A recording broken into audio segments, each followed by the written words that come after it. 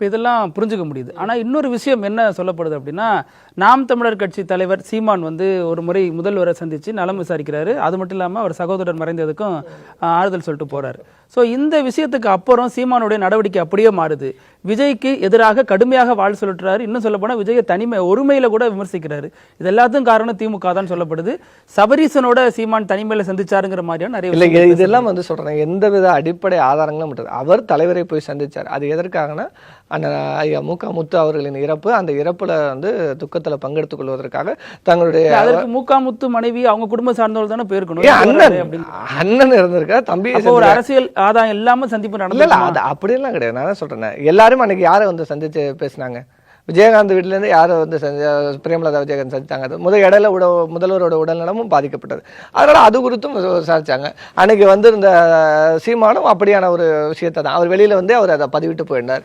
அதனால ஓபிஎஸ் அவரும் வந்து பார்த்துட்டு சந்திச்சுட்டு போனார். அவரும் ஒரு நெருக்கடியில் இருந்தார், அந்த காலகட்டத்தில் வந்தாரு. அதுவுமே இணைத்து பேசணும் இல்லை, எல்லாமே அதான் சொன்னேன், அந்த நடக்கிற காலகட்டத்தை பொறுத்து அதெல்லாம் பேசுவாங்க. அதனால ஓபிஎஸ் திமுக வந்து சேர்ந்துருவாருன்னு சொல்ல முடியுமா?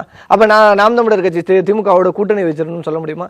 நாம் தமிழர் கட்சி எந்த நிலைப்பாடு, திராவிட கட்சியோட கூட்டணி இல்லைங்கிற ஒரு நிலைப்பாட்டோட அவர் தேர்தலை சந்திச்சிட்டு இருக்காரு. எதிரிக்கு எதிரி நண்பன்கிற மாதிரி இவரை பயன்படுத்தி விஜய் அடிக்கிறாங்க அப்படிங்க. இல்ல அதை நீங்க வந்து அப்படி பயன்படுத்தணும் அவசியம் இல்லை. விஜய் நாங்க ஒரு பொருட்டாவே கருதலை. ஏன் நேரடியா எங்களோட களத்துல நாங்களே சந்திக்கிறதுக்கு தயாரா இருக்கும்போது ஏன் இன்னொரு இயக்கத்தை வந்து நம்ம வந்து அதை பயன்படுத்தணும்னு அவசியமே கிடையாது.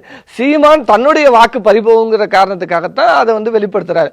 நேரடியாக விஜயை வந்து தாக்குறதுக்கு காரணம் சீமானுடைய வாக்குகள் பெருமளவில் இந்த தேர்தலில் விஜய் பிரிப்பார் அப்படிங்கிறது சீமானுக்கு தெரியும். அதனால சீமான் வந்து நேரடியாக விஜய் வந்து அட்டாக் மோட்ல எடுக்கிறாரு.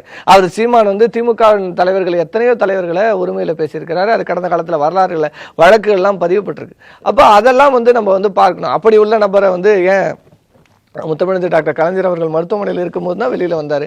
அன்னைக்கு தொண்டர்களோட மனநிலை என்னவா இருந்தது? கலைஞர் அவர்களை குறித்து சீமான் பேசிய கருத்துக்கள்லாம் என்ன?